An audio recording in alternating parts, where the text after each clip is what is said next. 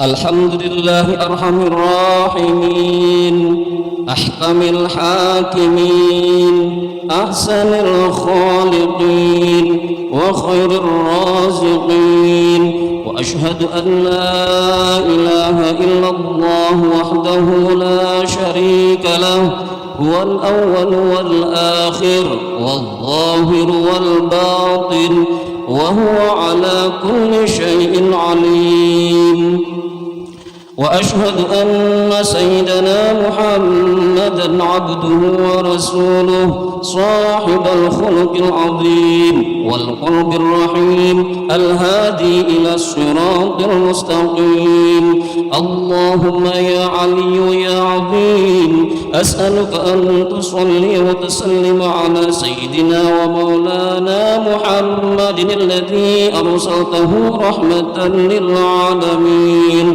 وعلى آله وأصحابه والتابعين لهم إلى يوم الدين أما بعد عباد الله أوصيكم ونفسي بتقوى الله فقد فاز المتقون اتقوا الله حق تقاته ولا تموتن إلا وأنتم مسلمون. Hadirin jamaah Jumat, sebagaimana para khatib Jumat pada umumnya memberikan wasiat dengan takwa, maka dari atas mimbar ini ulun juga berpesan dan berseru kepada diri ulun pada khususnya dan kepada para hadirin pada umumnya untuk selalu dan senantiasa meningkatkan nilai ketakwaan kita kepada Allah Subhanahu wa ta'ala dengan melaksanakan semua perintah-perintahnya dan menjauhi segala larangan-larangannya. Dengan begitu kita akan menjadi hamba-hamba Allah yang berbahagia baik di dunia maupun di akhirat nanti. Hadirin jamaah Masjid Al-Falah rahimani wa rahimakumullah, semoga Allah yang maha menyaksikan, maha menatap, maha mengetahui segala-galanya menggolongkan kita semua menjadi orang yang mempunyai qalbun salim, hati yang bersih, hati yang selamat, karena ternyata orang yang kelak akan masuk surga dan berjumpa dengan Allah Subhanahu wa ta'ala tidak identik dengan orang yang banyak ilmunya saja, tidak identik dengan yang banyak ibadahnya atau amalnya saja, tetapi yang akan berjumpa dengan Allah adalah orang yang berilmu dan beramal saleh yang berbuah qalbun salim. Allah Subhanahu wa ta'ala berfirman, A'udzu billahi minasy syaithanir rajim. Yauma la yanfa'u malun wala banun illa man atallaha biqalbin salim. Yaitu pada hari ketika harta dan anak tidak berguna kecuali orang-orang yang menghadap Allah dengan hati yang bersih. Surah Asy-Syu'ara 88 dan 89. Banyak ilmu menjadikan dirinya sombong, ujub dan takabur, maka dia tidak akan selamat, bukan karena ilmunya tetapi karena kotor hatinya daripada ilmunya.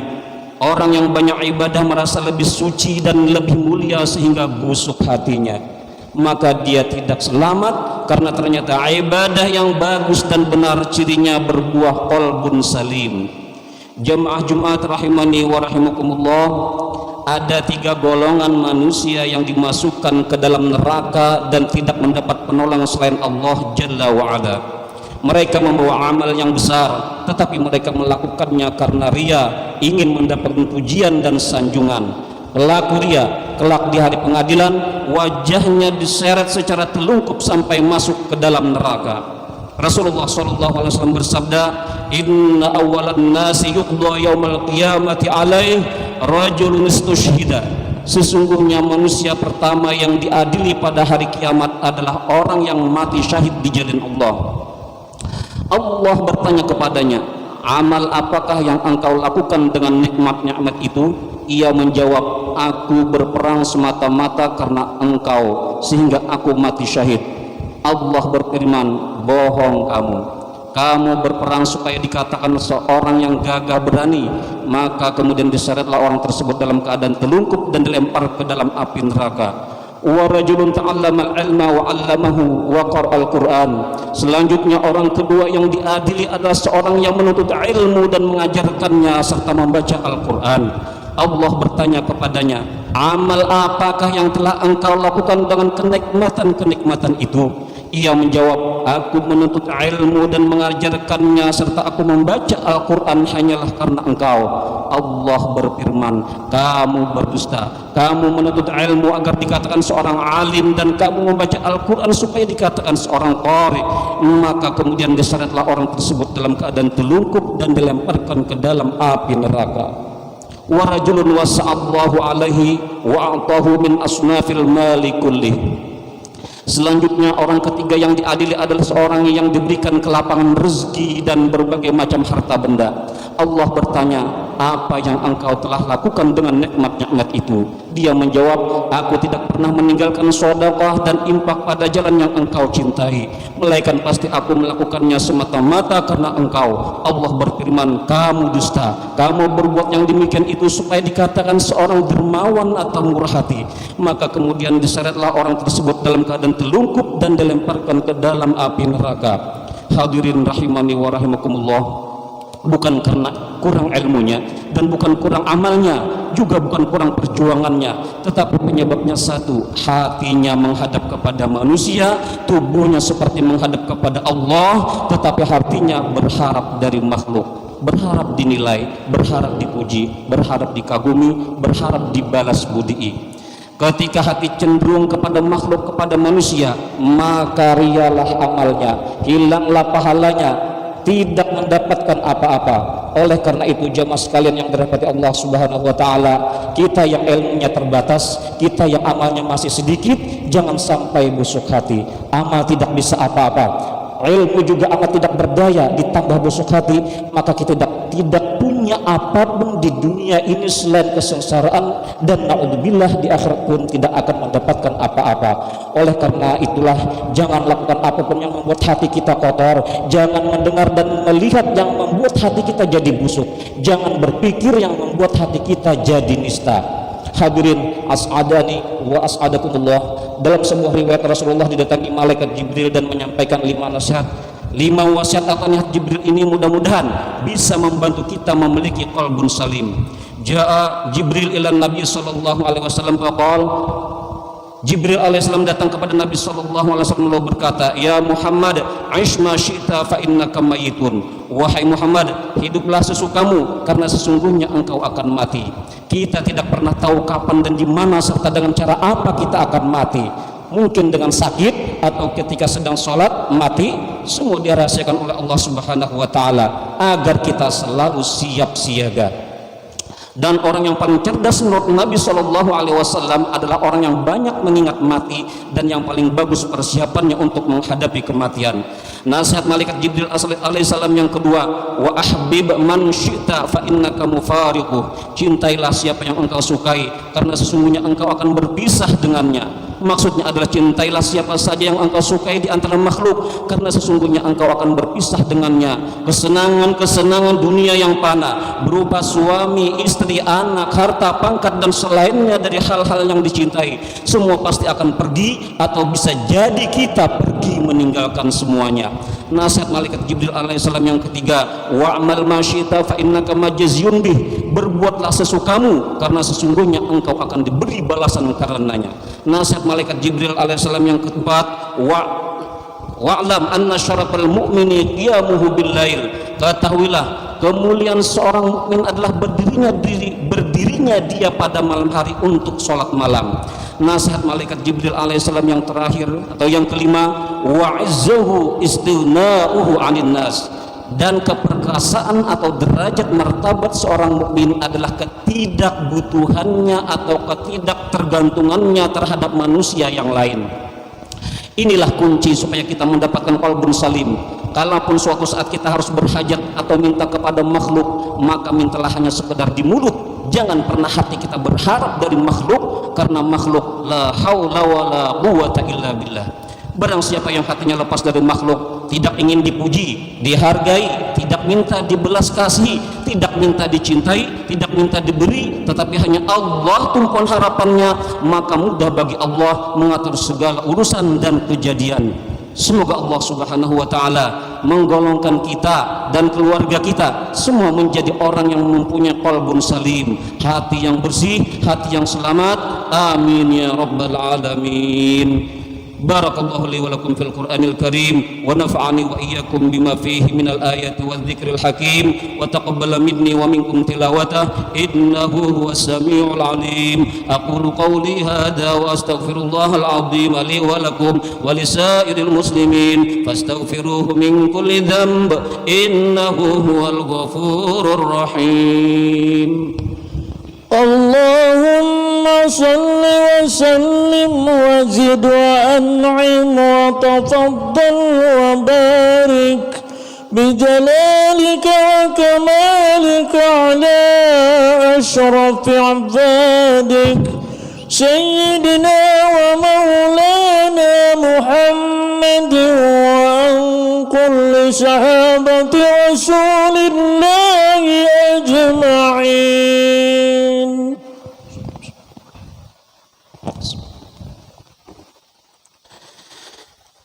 Alhamdulillah hamdan kama amar wa ashhadu an la ilaha illallah wahdahu la syarika lah irghaman liman jahada bihi wa kafar wa ashhadu anna sayyidana Muhammadan abduhu wa rasuluh sayyidul khalaiqi wal bashar.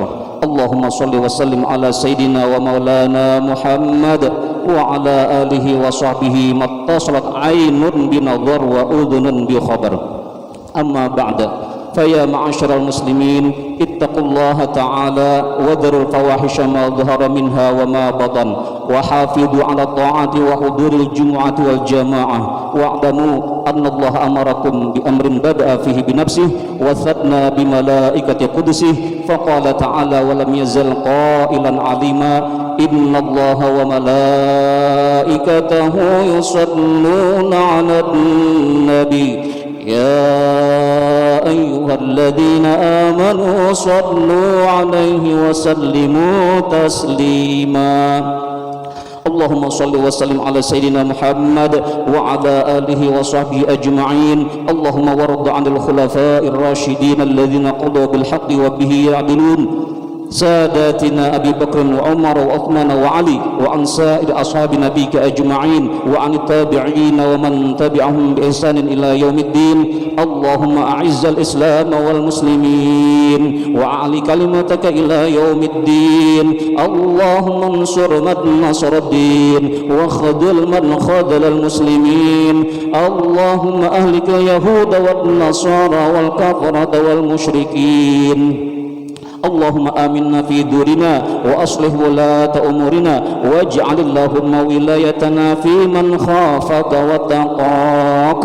اللهم اغفر للمسلمين والمسلمات والمؤمنين والمؤمنات الأحياء منهم والأموات برحمتك يا أرحم الراحمين. معاشر المسلمين إن الله يأمر بالعدل والإحسان وإيتاء ذي القربى وينهى عن الفحشاء والمنكر والبغي يعظكم لعلكم تذكرون. فاذكروا الله العظيم يذكركم واشكروه على نعمه يزدكم واسألوه من فضله يعطيكم ولذكر الله أكبر والله يعلم ما تصنعون.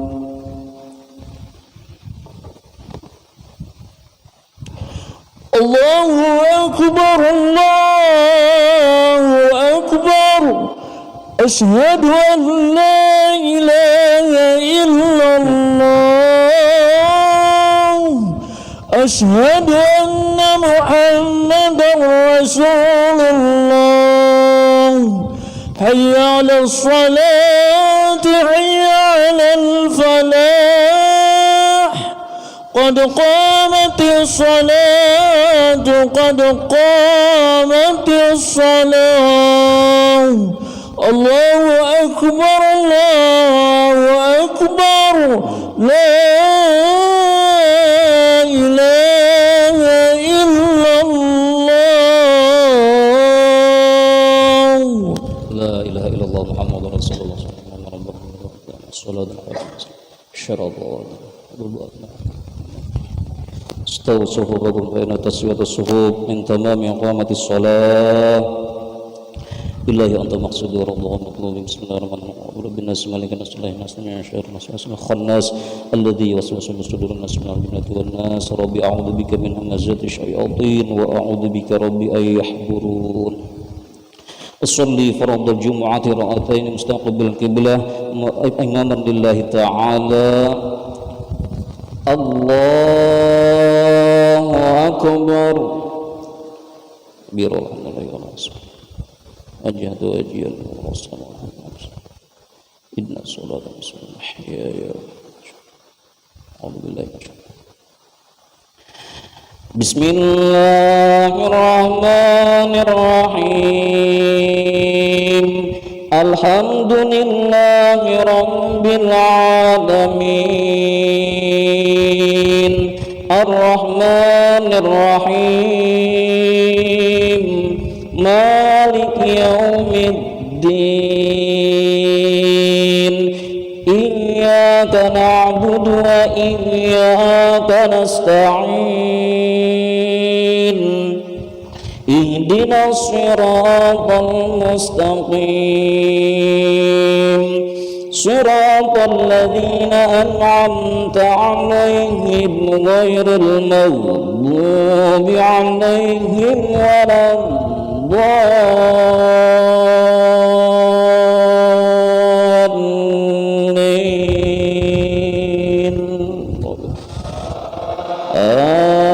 آمين.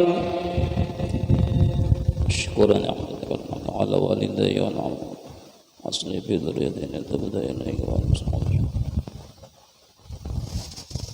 إن الذين يشترون بعهد الله وأيمانهم ثمنا قليلا أولئك لا خلاق لهم في الآخرة ولا يكلمهم الله ولا ينظر إليهم يوم القيامة ولا يزكيهم ولهم عذاب أليم.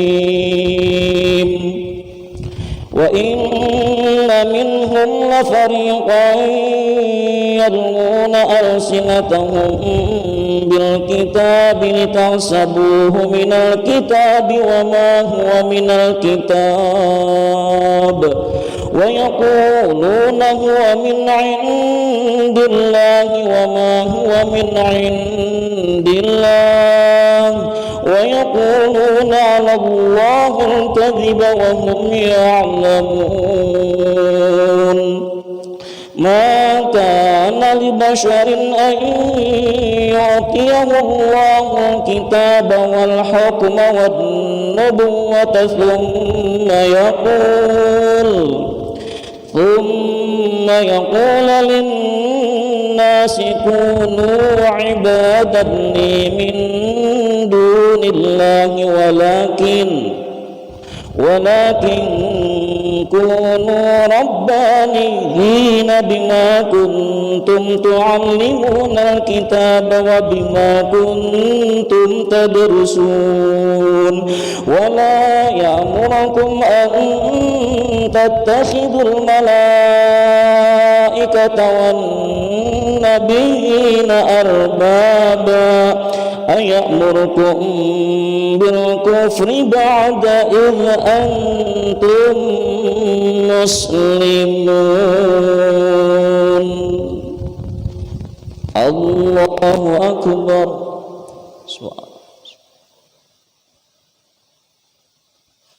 سمع الله لمن حمده ربنا حمدا كثيرا.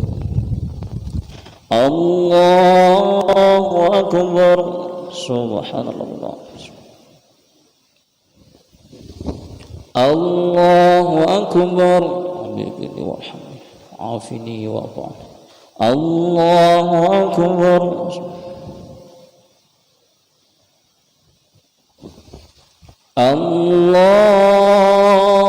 الله أكبر. Bismillahirrahmanirrahim.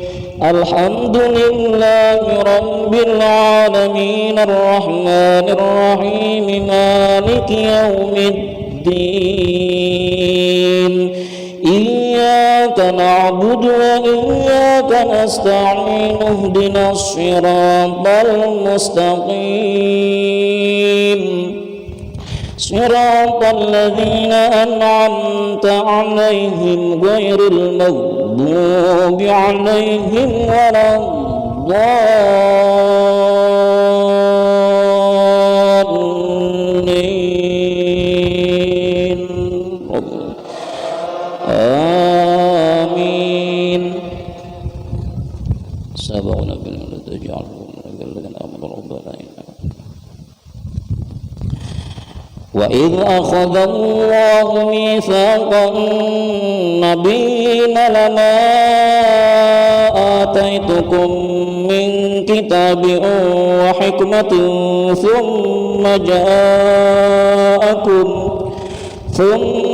جاءكم رسول مصدق لما معكم لتؤمنن به ولتنصرنه قال أأقررتم وأخذتم على ذلكم إصري قالوا أقررنا قال فاشهدوا وأنا معكم من الشاهدين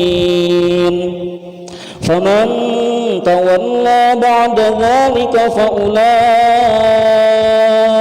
هم الفاسقون أفغير دين الله يبغون وله أسلم من في السماوات والأرض طوعا وكرها وإليه يرجعون الله أكبر سمع الله لمن حمده ربنا سمع الشيء بعده الله أكبر سبحان ربنا العظيم الله أكبر حمدني وعافني واعف عني الله أكبر سبحان ربنا العظيم اهدنا الصراط المستقيم صراط الذين الله أكبر تحيات الله والصلاة والطيبات لله السلام عليك يا نبي ورحمة الله وبركاته السلام علينا وعلى عباد الله الصالحين أشهد أن لا إله إلا الله أشهد أن محمدا رسول الله اللهم صل على سيدنا محمد وعلى آل سيدنا صلى الله على سيدنا إبراهيم وعلى آل سيدنا إبراهيم بارك على سيدنا محمد وعلى آل سيدنا أما بارك على سيدنا إبراهيم وعلى آل سيدنا إبراهيم في العالمين ومن العالمين من قدمت وما أخر وما أسر تمام يا مغلب الغفر من علم الذين ولا اللهم إني أعوذ بك من عذاب جهنم ومن عذاب القبر الحي والموت شر المسيح الدجال السلام عليكم ورحمة الله السلام عليكم ورحمة الله